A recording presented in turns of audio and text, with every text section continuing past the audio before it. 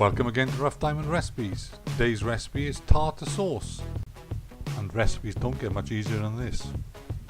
A full list of ingredients can be found in the description box below. Or you could, of course, just pause the video now.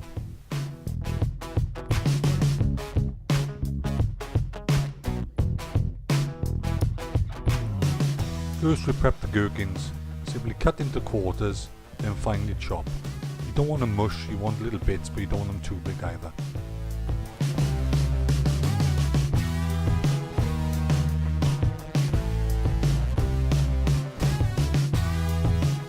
After the gherkins, the capers get the same treatment.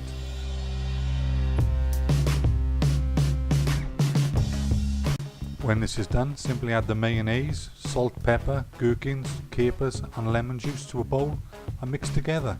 And there you have it, easy tartar sauce.